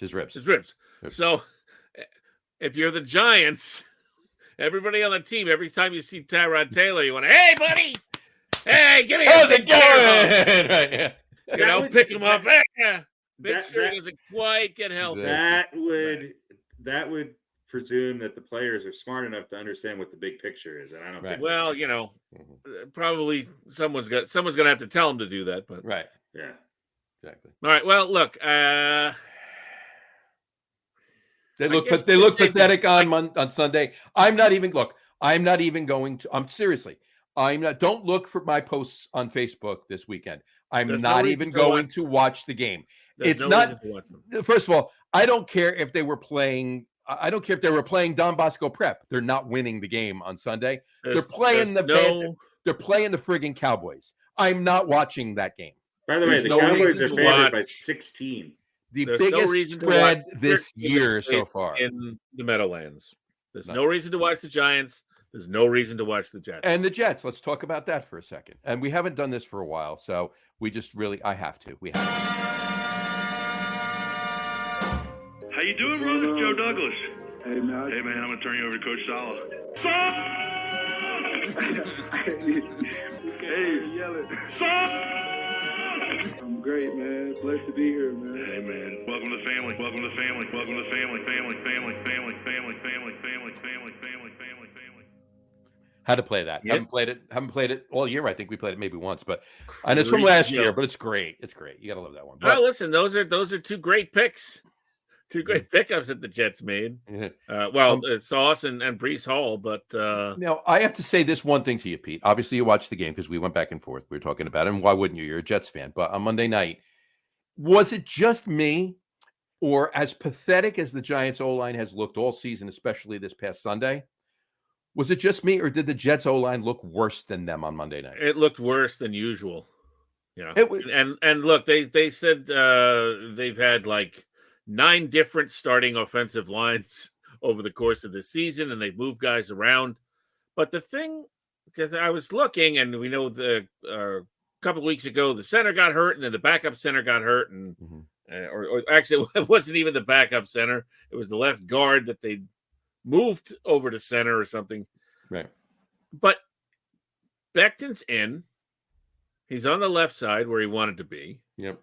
Aloe Vera hasn't gotten hurt again yet. Aloe Vera. And who's the kid they drafted? I want to call him Max Muncy. I know it's not Max Muncy, but Max Mitchell. I think it's Max Mitchell. Max Mitchell. Yeah. Who, is still work in progress, but he basically missed his whole rookie season. So he's kind of a rookie this year. Aloe Vera. Like those were Elijah Vera Vera Tucker. I know. I love it. But those are three guys you were thinking would be on the line. You would think. And they're still terrible. Yeah. They're absolutely terrible. And Aaron Rodgers, look, the Jets have one mission from now through the end of the season and in the offseason, and that is to fix their offensive line. Fix the offensive line. And not by bringing in a 42-year-old Dwayne Brown clone. Right. Stop bringing in these old guys because they're just old. And they're But don't bring in too young guys either. Well, listen. You need some experience. You need some experience or the best offensive lineman in the draft. That's shut down, lights out. Like, forget about it. You know, that always works out. No. Well, somebody that's it can't work out if you don't try it. Right. You're right. It doesn't always work. But you're not going to. It can never work out if you don't draft anybody. You're not going to draft 5 solid offensive linemen in the draft. That's not happening. They got to bring in some veterans. 2 years ago, the Jets drafted an offensive lineman, wasn't it, with the first pick? Yeah. So I mean, so did the Giants. Mm-hmm. Yeah. And he hasn't played all year. So he played on Sunday. Didn't really work too well. But that's their mission. If they don't fix it, doesn't matter if Aaron Rodgers comes back week 12 or if they don't fix it, he's not going to want to come back. He's not coming back. It doesn't matter. I don't think he is either, but it doesn't matter who you put back there. There's no quarterback that can function and thrive when they have 0.6 seconds to throw the ball basically every play. Right. And again, look at the first 4 plays of the season. One was a run, and Aaron Rodgers was on the run for the other 3 of them, and then he got hurt. All right, let's talk about the first 3 plays of the season. Aaron Rodgers goes down, Jets season's over, right? The Jets are one. If I would have told you after Rodgers got hurt that the Jets would be 1 game behind the Buffalo Bills in the win, and a half a game behind them in the conference, and 1 game behind the Miami Dolphins in losses, and a game and a half behind Miami in the division. Would you and they were 4-4, would you be happy? At that point in the season, yeah, of course you'd be happy. Yeah. Well, but you'd also not be expecting the Bills to be underperforming the way they are. They shouldn't even be close to the Bills. Is Miami underperforming? Miami underperforms when they play a team that's over 500. Miami's beating up on bad teams, but here's my point. Yes, the Jets offensive line. So maybe Miami isn't that good. The Jets have a fucking horrible quarterback as well. And let me tell you something about offensive lines. Good quarterbacks make bad offensive lines look a hell of a lot better. Because there's another team that's won 4 or 5 bad quarterbacks make bad offensive lines look worse. But Zach Wilson is not a good quarterback. That's what I'm saying. So my point is that the Jets have a pretty good team. The downfall of the Jets is going to be the one reason why Aaron Rodgers is on the Jets, and that's Nathaniel Hackett. Nathaniel Hackett's the problem. I don't think this guy is a very good offensive coordinator. No, I don't think he ever has been. He doesn't. Well, look, we've seen, right, and this is the tease that is Zach Wilson. We've seen flashes of light, but it doesn't seem like Hackett has figured out a way to consistently cater the offense to match his skills. Number one, on the ball, they need to throw short passes to their running backs, and they need to get what's his name with Davin Cook, who they're paying all this money to come in there. Yeah, that's one right. Exactly. That's one thing I don't understand. You brought him in here. I know Breece Hall is the guy. He's the man, and he's Cook's one of the best receiving running backs in the last 5 years. Completely underutilized to the point where he doesn't even want to be there anymore. Nope. And you can't have. I mean, there was one play where Zach Wilson took the snap, he dropped back, and it looked like, and whoever was calling the game a couple of weeks ago said, if your first option and your second option aren't open, throw the ball away. That's what he should be doing. Don't keep checking down because your line isn't giving you time. And then he runs backward and runs around and takes a fucking 20-yard sack. Right. And that's Zach Wilson's problem. The Jets for not learning. The way the Jets win is through defense turnovers, putting the offense in a position where they can at least get a field goal based on those turnovers and scoring one touchdown, at least one touchdown on special teams. Yeah, that's they the do Jets that formula. So and then it's first and 10 from the 19, and then they end up kicking a 46-yard field goal because they just go back. Having said all that, I still think the Jets are in a position to go to make it to the playoffs. They're not. They're going to win this week. They're going to beat Vegas. No, they're not. Yeah, they will. No, they're not. Yeah, they will. Wait, who are they playing? Vegas. They're playing the Raiders. Well, I don't think they're going to win, but Well, I don't know. we can Look, we can pick that game if you want. They looked bad, but they haven't They haven't looked horrible all year, and Listen, they're 4-4. Any Jets fan, considering what happened, the point you made before, yes, we would all sign for 4-4. But You guys had a really shitty week. Okay, had the Jets had a decent week. I didn't think they were going to beat the Chargers. Okay, but if it was a close game and the offense wasn't anemic, then you would feel much better about where you are at 4-4. right.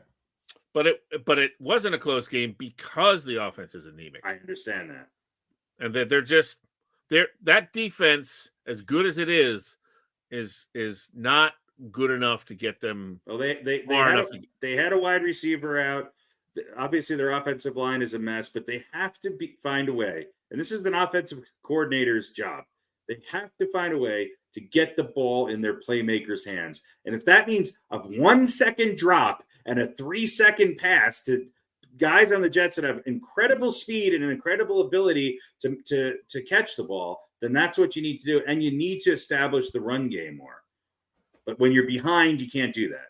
So they had a bad week. They turned the ball over. There was a couple sloppy plays. There was a couple bounces that went the Chargers' way. And the Chargers, were a better team. Mm-hmm. So not by a lot. No. Not by a lot. Defense is good. Offense is ineffective. Exactly. And you're right. I think Hackett's the problem. He's not making the necessary changes to. I think he can. I think they're cool, but he better fucking get creative and bring it back to basics. And here's the thing that's a problem with the Jets coaching staff: they overestimate Zach Wilson. They need to treat him they need to bring it way back. Remember game 2 when they were going in and they simplified the offense and everybody was the Jets season's over. Wilson can't do anything. That's what they need to get back to. Look, there's a thin line between the Jets winning games because if they fall behind by more than one score and they cannot create turnovers, they're not going to win. That's not the formula for them. So that's hard. Yeah. But their defense and special teams and their speed and skill positions, there's enough there that they can have a winning season, and I still think they will. Yeah. All right. Yeah. All right. You should be a Jets fan. You should. Exactly. The Giants are terrible this year. Just be a Jets fan instead. I am. I'm the one. Look.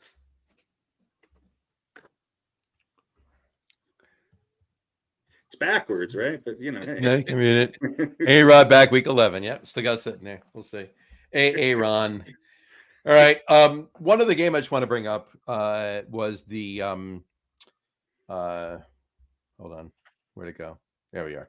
Was the Buccaneers Texans game. That's why I'm wearing Texans jersey. You guys made me watch that. And I got to tell you. I actually realized today when I put this on that I feel bad because I bought this jersey and this cap when JJ Watt was actually still on Houston. Okay. So why do you feel bad? Because it's the first time I'm ever wearing it. I pulled it out of the closet today. The tags were still on it. So, well, listen, I haven't had an opportunity or a reason to wear it. If you're going to jump on the bandwagon, you might as well. I'm not jumping on the Texans bandwagon. Well, who I am jumping on bandwagon is CJ Stroud. Holy shit. Well, we talked months ago. I know. Several shows ago, who was the most for real rookie quarterback, and CJ Stroud. It was obviously him. Right. Yeah. 470 yards passing, 5 TDs. Yeah, that's a rookie record. It's a rookie record. And talk about other games to talk about. I mean, Josh Dobbs and the Vikings. I mean, come on. I know. Come on. That's unbelievable. Unbelievable. He didn't take one snap of practice with anyone on that team before the game. No. Here's my takeaway from that. Sometimes we make things more complicated than they need to be. Of course. Let him play.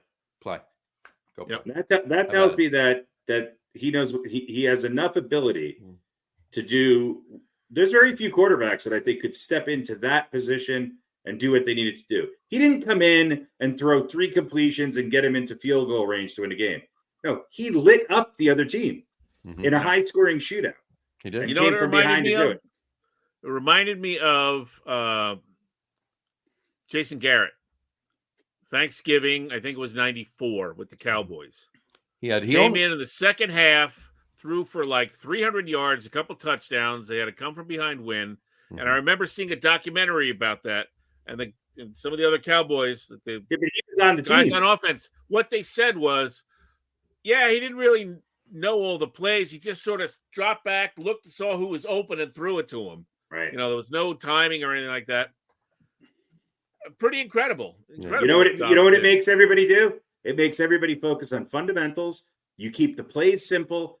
You have zone blocking. You run your routes, and everybody's focusing 110% because they have to. Yeah.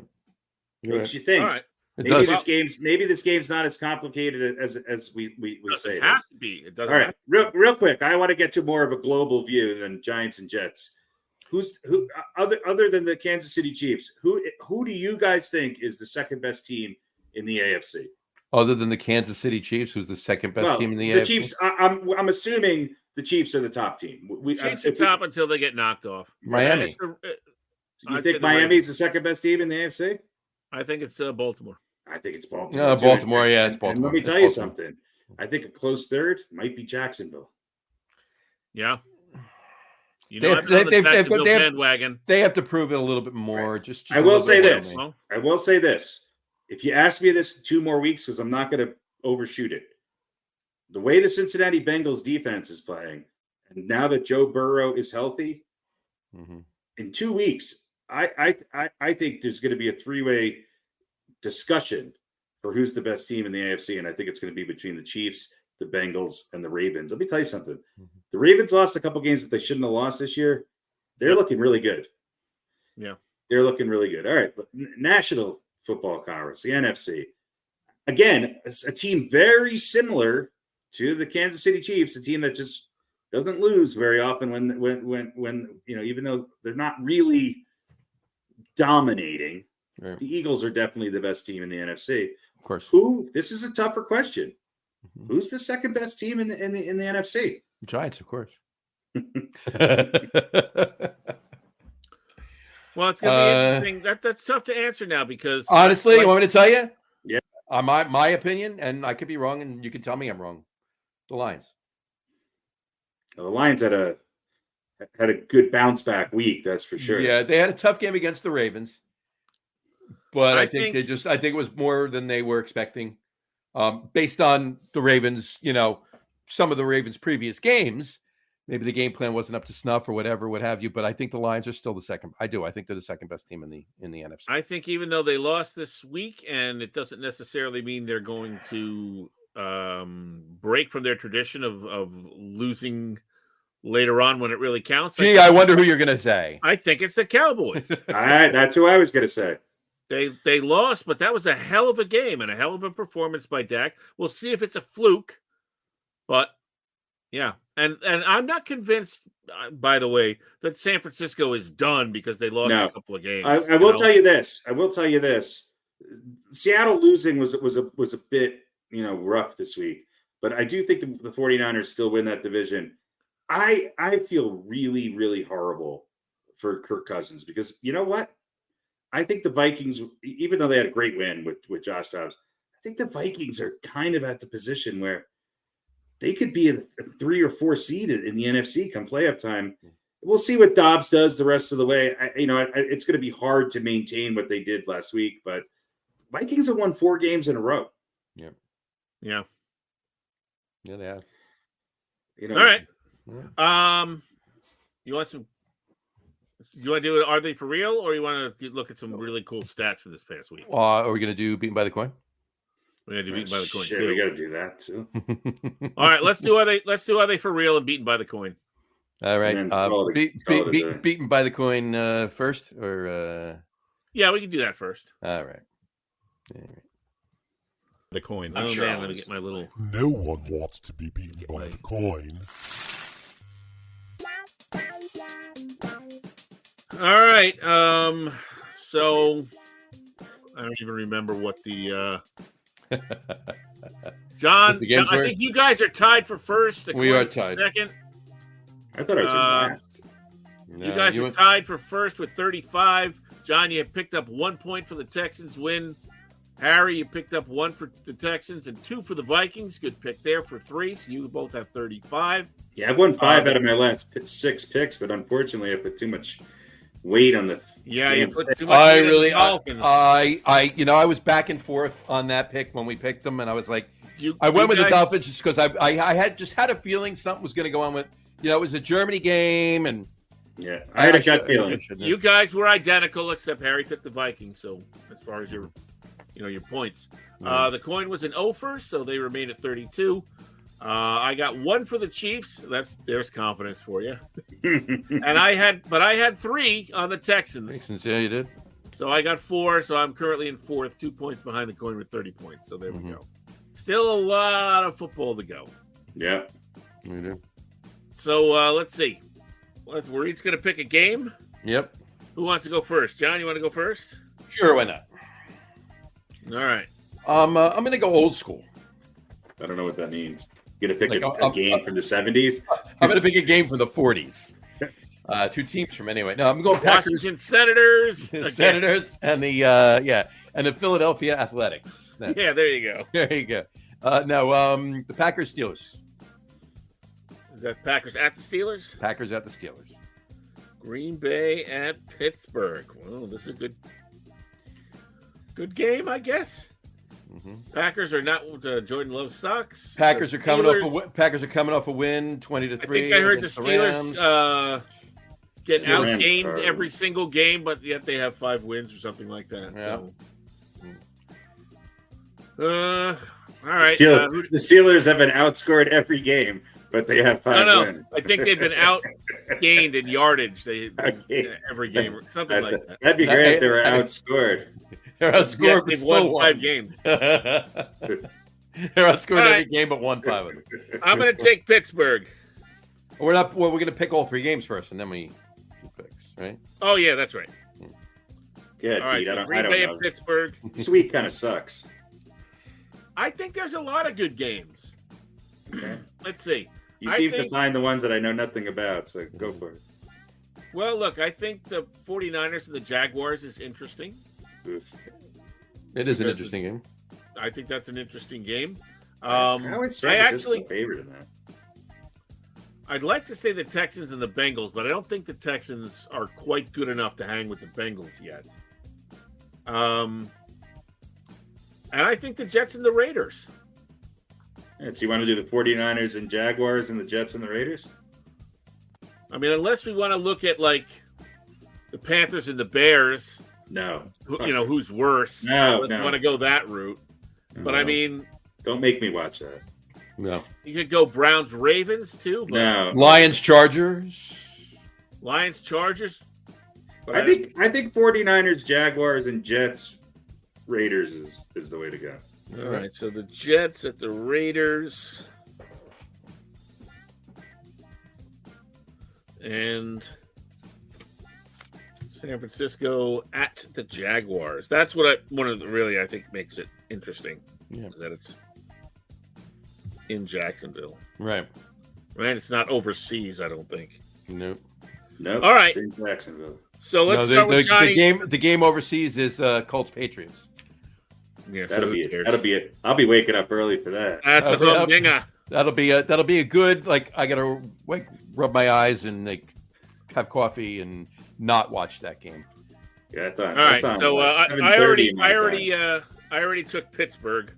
So you taking Pittsburgh? Okay. I'm taking Pittsburgh at home. Yeah. I'm taking Pittsburgh too. Yeah, unfortunately, I'm going to take the Steelers as well. All right. Mm-hmm.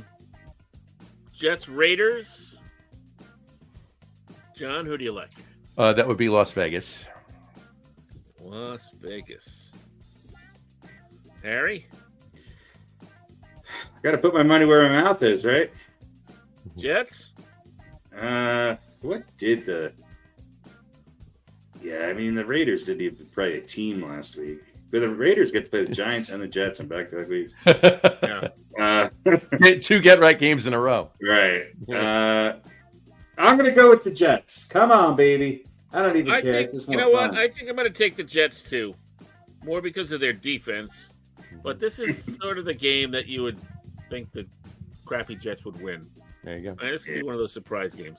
And then San Francisco at Jacksonville. Harry, you get to pick this one first. This is a tough one. You know, I don't want to write off the 49ers. And, God, have they lost 3 in a row? They've lost 3 in a row. Ooh.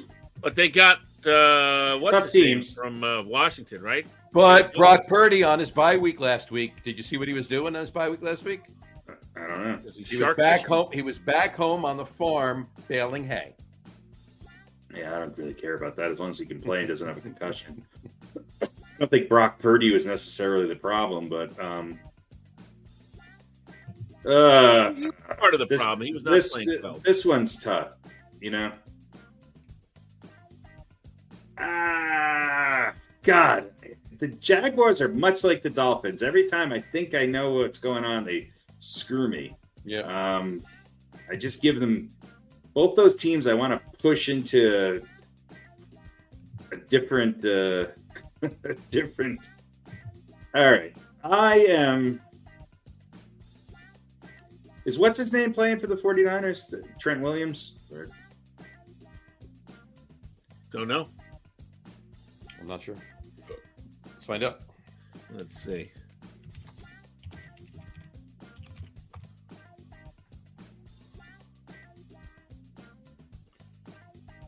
Five hours ago, the Niners Nation reported that Trent Williams may have a severe ankle sprain and missed practice. So, no.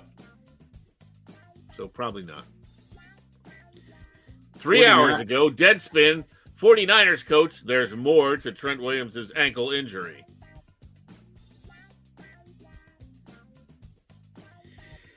Yeah, you know what? Jacksonville has not played a defense as good as the 49ers. However, that 49ers defense is just not, in the last 4 or 5 weeks, has just not been what they were in the beginning of the year. But they got what's his name from Washington now. Yeah. They do? Who did they get? Joe Chris Young. Jacoby? Joe Jacoby? Chris Young. Young. Yeah. Yeah, which is smart for them because it seems like that's who they need. They needed something like that. Yeah. This Number is- one draft pick. I can't imagine the Number- right now, 49ers. Yeah, number one. I can't imagine the 49ers losing 4 games in a row. I'm going to go with the 49ers.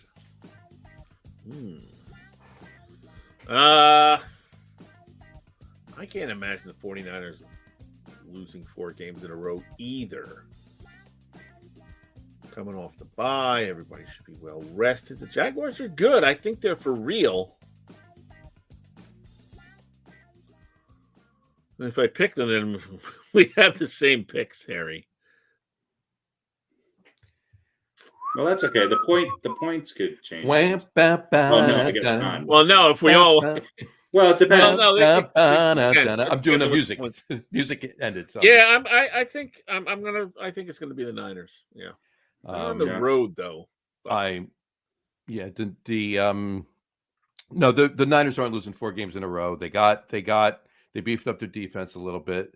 Kyle Shanahan is smart enough to be able to outcoach Doug Peterson. I really believe. I think the Jags are for real. I just, like I said before when you brought it up, Harry, I don't think they need to show me a little bit more. Maybe they show me this week and I'm wrong. They might, but they very well might. They very well might. But I honestly, I don't think I think the 49ers win. So yeah. I'm with the 49ers. How many Super Bowls Kyle Shanahan win? That would be none. How about Doug Peterson? That would be 1. But he didn't win it. Nick Foles won it for him. Yeah, that's true. Yeah, he did it with a far not as good a quarterback. All right. The problem is Kyle Shanahan nor Doug Peterson are blocking or tackling on the field. That's very true. That's very true. I thank All God right. for that. How about points? Right. How about those points? Everybody's got to figure out their 1, their 2, or their. I'm gonna go. I'm gonna go to coin. Actually, I got it. The Steelers are 3, the Niners are 2, and the Jets are 1. Steelers are 3. The Niners are 2. The Jets are 1. John? The Steelers are my 3, and I'm undecided on the other 2. Make a decision, buddy. I'm going to say Steelers 3. Damn it. Yeah, Steelers 3. Steelers 3, Niners 2, Raiders 1. All right. I'm going to make San Francisco my 1. What did you say? Raiders are 2 or 1? Raiders are 1. For me, Raiders are 1. Raiders are 1. I'm going to make Steelers are going to be my 3. San Francisco's 1, and the Jets are my 2. So you're Well, there you go, folks. You heard it here first. So we all picked Pittsburgh. We all give them a 3. John, you've got Las Vegas as a 1. Harry, you've got the Jets as a 1. I've got the Jets as a 2. And then you guys both have San Francisco as a 2, and I have them as a 1. There you go. So there we go. There's our picks for this week. There's the picks. And I'll flesh out the coin later. You'll on. flush out the coin later on. Yeah. That's all good. So, All right. Is that a wrap? No, it's time Wait. for. Are they for real? You're gonna like this one, Harry. We could do that. What is Now real? we have. How do we you have to define real? If you're talking about what you can feel, I just like what the you can song. smell, you can taste, and see. I just want the show to be Real the simply soft electrical song and signals the real interpreted by song. your brain. That's it. Pretty sure none of that's real. You're not real. For real, for real, for real. Yeah. You for real? For real? For real? For real? Are they for real? What is real? All right, it's the For Real Football edition. I won't waste time talking about what we did in the past. I want to give you 3 games that happened, 3 victories that happened this past week. I want you to rank them for realness, 1, 2, and 3. All right. First is the Bengals over the Bills. The second is the Chiefs over the Dolphins in Frankfurt. And the third is the Ravens demolishing the Seahawks. Rank them. You want my 3, 2, 1? What's way. one is the most real. 1 is the most real. 2 is the middle, and 3 is the least. It's 3 is the real. least real. It's real, like the most expected or the most likely to happen if they played again. What's It's the most real team, right? The most real team. I got The you. most real win of those. Which is three. more the most reflective of where these teams really are. I'm going to say, for me, the Bengals are number 1, Ravens are 2, Chiefs are 3. All right. I think all 3 are for real. I think All 3 are for real, but I think that the Kansas City did what I think most people thought they would. Okay, I think that the Ravens did what most people thought they would, maybe in a more convincing manner. I think a lot of people had Buffalo beating Cincinnati, but I think those are the 3. I think when it's all said and done, those are probably the 3 best teams in the AFC. And if I had to pick one, well, you got to rank them. Which team is more for real? Which of those wins was more for real? It's Kansas City because they came out, they scored often and early, and they seem to find ways of no matter who's in there of getting their offense to be productive, and their defense held a very high-powered offense in check. So I think they're number 1. I think number 2, I think the Bengals and the Bills are 2 teams heading in different directions. And I do think when it's all said and done, the Bengals are a better team. And the Ravens, I think, are still a little bit of a better team than the Bengals right now. Their win didn't surprise me, but the way that they're playing is a little surprising. And I think it's scary. They're a scary team. Right. So they're 3. So Chiefs, Bengals, and Ravens. Yeah. Not necessarily reflective of how I think they are comparatively as a team for the whole season, just as for this week. Yeah. I'm gonna go Ravens. Number 1. Although it's hard to believe, I'm not sure the Seahawks are really that bad, but maybe the Seahawks aren't quite as good as they were last year. Right. I'm going to put the Bengals over the Bills second, because the Bills are a one-man offense. We talked about that. They're not as good as they have been in the past few years. And the Bengals, with a upcoming defense and what seems to be a healthy or 90-something% healthy Joe Burrow, are definitely for real. And I'm going to put the Chiefs over the Dolphins. Yeah, they scored early, but then they stopped scoring. And yes, their defense did stop the high-powered Dolphins offense, but the Dolphins haven't played well against good teams. The Dolphins kind of kicked themselves too. Yeah, they did. Dolphins they lived up to their MO. The Chiefs didn't really. So I think that game was least reflective. So I'll go Ravens, Bengals, and then Chiefs. All right. For real, Antonio Pierce took over interim Raiders coach. They won their first game 1 year ago, roughly. A guy named Saturday took over for the Colts and won his first game, and then lost the other 7 that he was the coach. So Jeff Saturday went 1-7. Will Antonio Pierce be more for real than Jeff Saturday, i.e., will the Raiders win at least one more game? Yes. Okay. Well, it's not this week. Based on what I just picked, yes. So yes. So Antonio Pierce will be more for real than Jeff Saturday. Yes. Yeah, and I think they have a couple extra chances. They have a couple more chances than Saturday does. Right. All right. What's more for real? And we just talked about this, but I want to get you guys pinned down here. Josh Dobbs's performance in the Vikings win over the Falcons, given all the things that went on there, his lack of practice with the team, the coaches and apparently players in the huddle showing him what routes they were going to run, or C.J. Stroud, 470 yards and 5 touchdowns in a win over the Bucs, who are not a good team either. But the Falcons are not particularly a good team. So both wins over not so good teams. But which performance is more for real? Stroud, who's I think the number 4 passer with 14 touchdowns and 1 interception, or Dobbs, who came in and did something that would seemingly be impossible? Yeah. I think they're damn close. Yeah, because of the circumstances. Right? Yeah. But because C.J. Stroud is a rookie, I have to lean towards the Texans, towards C.J. Stroud in that game. Yeah, C.J. Stroud's been doing it, and he's been building upon what he's been doing for a number of games. So it's more real.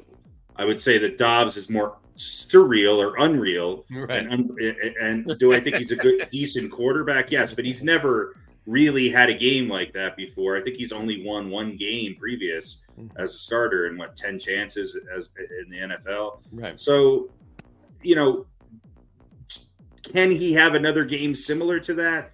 Yeah, but C.J. Stroud's upside is way there. And while it was by far his best game, especially under the circumstances, I think you're going to see more games like this out of C.J. Stroud, especially on the way in which that team is constructed.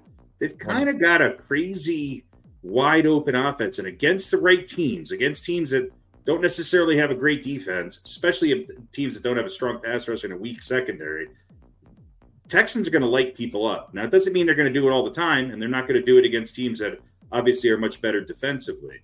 But he's the real deal, and they've got some weapons. So, sure, CJ's more real. There you go. Carolina probably lamenting their first pick of the draft now. Maybe. I mean, there's still time for Bryce Young, yes, but, we'll see. All right, let's do a little college here real quick. No, not real quick, because I don't do anything real quick. Which conference? Potato. Is more likely. Wait, let me look at how I phrased it here. Which conference is more likely to win the college football national championship? Now, I'm going to give you a little bit of a breakdown because the second week of the college football championship rankings came out, and the top 4 teams go to the championship series. So Ohio State is number 1. Michigan is number 3. They're both 9-0. They're both in the Big Ten. Georgia's 9-0.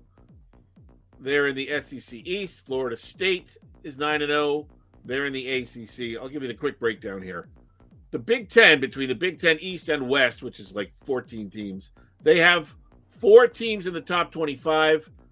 3 of them have 1 loss or less. So they are either 9-0 or 8-1. Mm-hmm. The SEC has 6 teams in the top 25. 3 of those teams are 1 loss or less. The Pac-12 has 5 teams in the top 25. Only 2 have 1 loss or less. Mm-hmm. Actually, only 1 is undefeated, and that's Washington. The Big 12 has 5 teams in the top 25. Only 1 with 1 loss or less. The ACC has 3 teams, 2 of them with 1 loss or less in the top 25. The Independents, Notre Dame, 1 team. Number 20, after a loss last week, they have 0 with 1 loss or less. They shouldn't even be in the top 25. Mm-hmm. And the American Athletic Conference, or the AAC, Mm-hmm. has Tulane at 8-1, ranked 23rd, not getting much respect. But 1 team in the top 25 with 1 loss or less. Gotcha. So, probably the Big Ten, Mm-hmm. the SEC, or the Pac-12 are your favorites. But you can pick any of these conferences. Who's more likely to win the national championship? This year, Pac-12. So you think Washington, Oregon? Yeah. The Oregon problem is State. the problem is, and I wish that was the case. The problem is that the people ranking the playoff rankings, Oregon's got 1 loss, and if Washington gets 1 loss, they're not going to get anywhere close. So I wish that was the case, because I would love to see Oregon win it. And if they are not there, I would root for Washington. I think Georgia's going to win the national championship, even though it seems like they want Ohio State to, because Ohio State is number 3 in the AP top 25 and number 1 in the college football playoff rankings. They were losing to Rutgers Mm-hmm. at halftime. Yeah. Mm-hmm. So I think Georgia's set up to win it. Now, I think they're the best team in that division, and I don't think there's any other team in that conference who's going to necessarily win the national championship. So, Well, pretty much. I mean, you've got to have at least 1, 2, 3 other teams, or at least 2 other teams will have to take a loss of the undefeateds in order for, some of these 1-loss teams to have a chance. I mean, right. Look, the SEC. I think Georgia will match up better against Michigan and Ohio State. Yeah. Yeah. I mean, you've got Georgia, you've got Alabama and Mississippi all in the SEC with 1 loss. Alabama's suddenly back in it, but only if Washington and probably, one of those undefeated teams has to lose. At least one has to lose. I don't know if you've got 4 undefeateds, I think they're all going, and none of these 1-loss teams will get in. Yeah. Now, here's what's going to dictate, I think, a lot of this is, doesn't Michigan play Ohio State on later this month on the day after Thanksgiving or something like that? The Saturday after Thanksgiving in Michigan. Well, yeah. I mean, you've got conference tournaments coming up, right? So those games, so somebody's going to. No, that's a regular season game. It's 11. It's the 25th of November. That's right. Yeah, they play each other.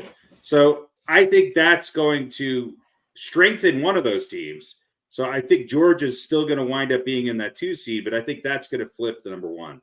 And let me tell you something. I'm not so sure it's not Michigan's year, ironically, as they win a national championship, and then we have to, have the NCAA investigate it for 6 years. Yeah, they're not going to do anything before the season's over, right? We all believe that.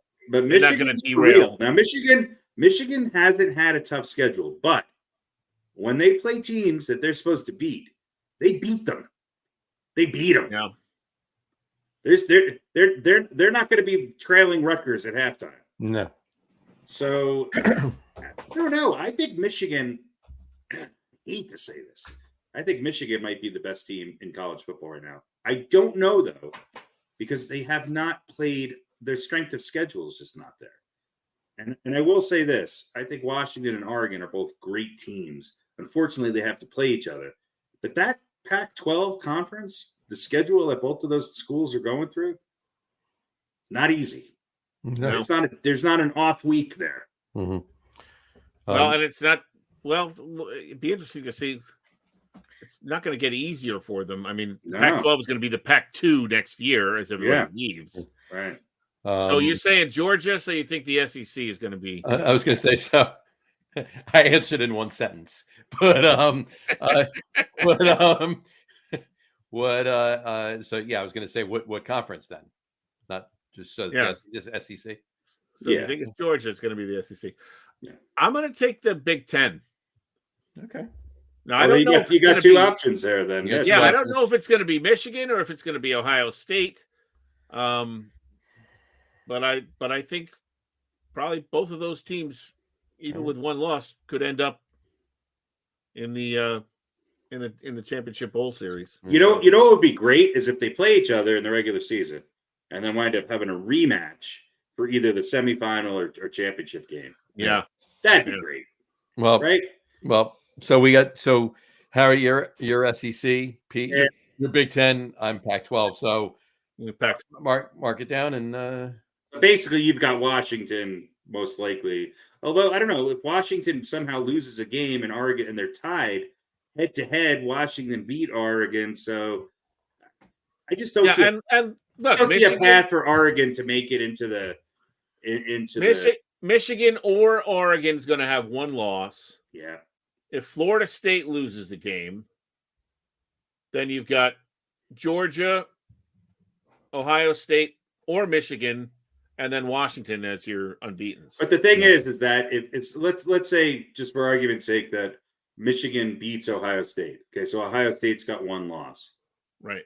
That's not going to vault Washington ahead of them or Florida State ahead of them, even if Washington's still undefeated. It's just not going to happen. So because they lost to Ohio State, you know what I'm saying? Probably not. No. Or they beat So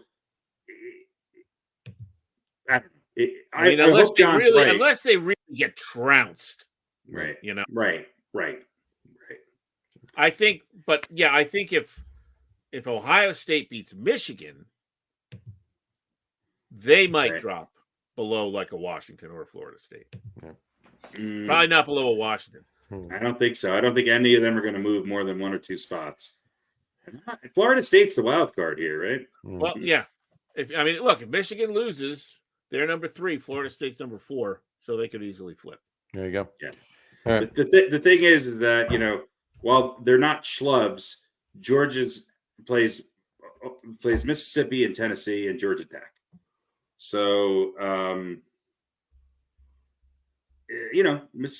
number 9, number 13. They sound like they have a hard end of the season, but. Look who Georgia has played. They played UT Martin, Ball State, South Carolina, University of Alabama, Birmingham, Auburn, which was the closest, game that they've had. Right. They beat a barely ranked Kentucky team, but they scored 51 points on them. Vanderbilt in Florida. I mean, Georgia's had exactly one a close murderer's game. row. Yeah. Well, listen, should they have a fluke and end up losing a game? They could, that could changes everything. Then based on strength of schedule, then that takes Oregon and Washington and maybe slides them up. Yeah.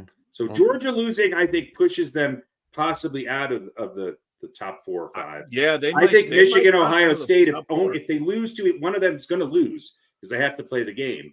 So that I don't think hurts them very much. Unless they lose to somebody else other than one of those than each other. Yeah. But so that's where John's scenario could push both of those teams. I wouldn't mind seeing that conversation. Yeah. Exactly. That would be great. Yeah. Well, I think we have 2 more weeks of rankings, right? 2 or 3 more. 2. So, yeah. 2. there's three or four more games, isn't there, or no? Yeah, but the rankings stop before the end. Oh, of the that's season. right. Which is weird, right? That doesn't make sense. Especially so the rankings are going to stop before Ohio It might State, be three. Michigan, it might be the weekend after Yeah. Thanksgiving. I Is the think last it's what it weekend. is. Yeah. So the last week doesn't. The last weekend doesn't count. Yeah. It's the weekend before. So it's the Right. It's the 20 games on the 25th. Yeah. All right, so I'll keep tracking. You guys want me to send you College the football- color coded spreadsheet? Absolutely. By the way, my take: college football has been more exciting this year than it has been in a long time to me. It's been to me. To be honest with you, it's been more exciting than most of the NFL games I've been watching. Yeah, I watch way more games on a Saturday now than I have in the last 10 years. And I'm not kidding when I said I'm not watching the Giants Cowboys game on Sunday. I'm going out. I'm doing stuff. I'm getting out for the day. I'm not even checking the score. And I'll look in. Posting poop emoji. Just to laugh at like the Giants go up 10-0. The 68-0. Oh yeah, the worst thing that can happen is that the Giants actually fucking win the game on Sunday. Well, based on both teams, that would be totally in character for both teams. Right, exactly. Yeah. Destroying dreams one way or another. Exactly. Right. Here it is right in front of you. You got Caleb Williams. You got now everybody's sad. You got one of these four incredible generational quarterbacks that you can have. Let's go out and beat Dallas with Tommy DeVito. All right, I think that's all I got. I just hope the Giants only need two quarterbacks. Poop emojis for everybody if that happens. I think the Giants need six quarterbacks for the Giants need six quarterbacks a quarter. I think they should all be named DeVito.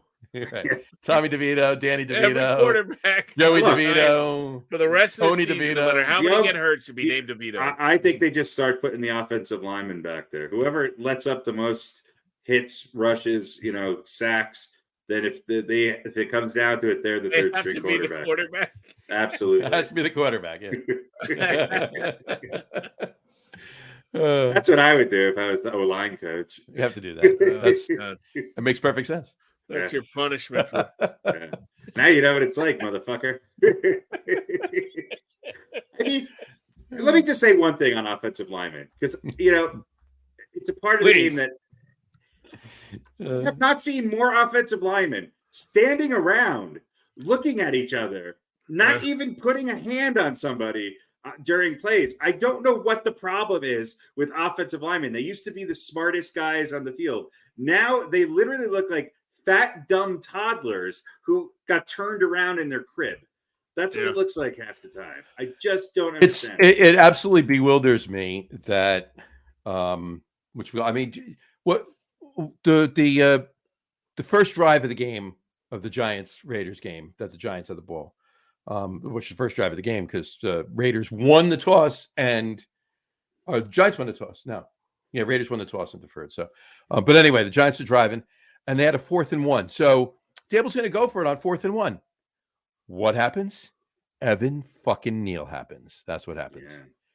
First, the 4th, 5th play of the damn game. Oh, I'm gonna jump. I'm gonna false start. Yeah. You know what? He needs to go flip burgers. I'm done with him. He is by far Eric Flowers 2.0. Yeah, you're right. They sort of have a similar stance and everything. Mm-hmm. Here's one thing though. It's like, and then you got Jason Kelsey, who's one of the smallest offensive linemen out there, who I don't know, walks like he's 63. He's probably only in his mid 30s. Meanwhile, I'm watching. Probably he better only be in his mid 30s. He's chipping a defensive tackle and then going downfield and getting a safety. I'm just like, yeah, it could still be done. It's just it just seems like I don't know what it is. I just don't know why the ability for offensive linemen to be consistent is just lost. Yeah. And this used to be a league where not all, clearly, obviously, but many teams had offensive linemen because that's how you built your team. You had your brick wall, and then you had your brick wall on defense, and then you put in your other players here and there, and you were winning. People were winning. Teams were winning games with average quarterbacks, average running backs, average wide receivers because they won at the line.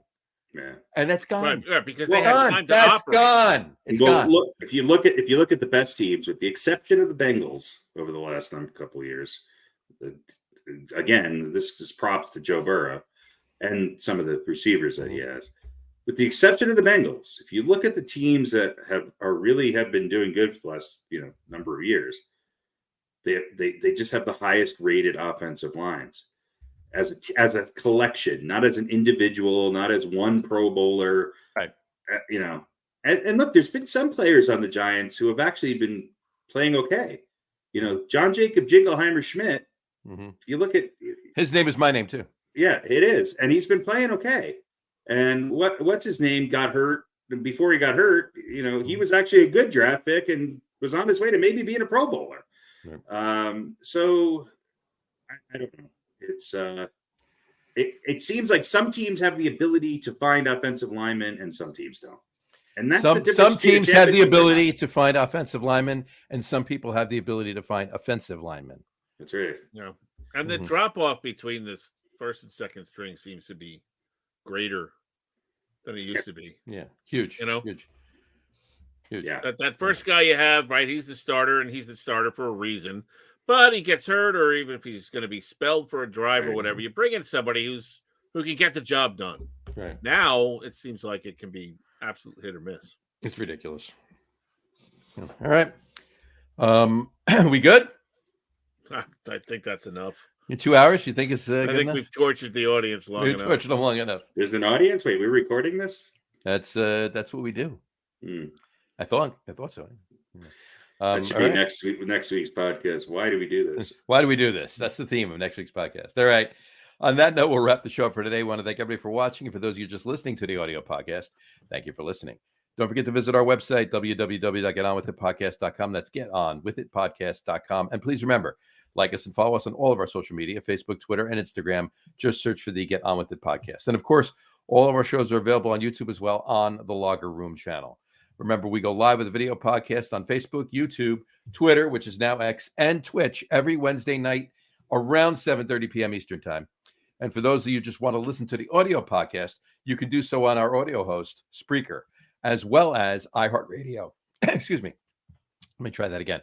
As well as iHeartRadio, Apple Podcasts, Spotify, Odyssey, Audible, Google Podcasts, Amazon Music Podcasts, TuneIn, Podcast Addict, CastBox, Deezer, Podchaser, Refonic. Pretty much anywhere you can find audio podcasts, you'll find the Get On With It. And places where you've never found an audio podcast. You'll find it there too.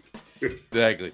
And if you haven't done so already, please subscribe to one more of those feeds and you will never miss a show. Again, thanks for following along with us. Have a great rest of your week. Have a wonderful weekend. And we will talk to you next week, folks. Take care. Cheers. The Sixers do not miss James Harden. No, they don't. Try again, Pete. We're happy to have him. For now.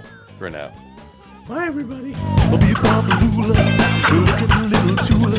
She's talking to the principal. Talking to a cat. And a woman in a jumpsuit throws her a grapefruit. By George, she is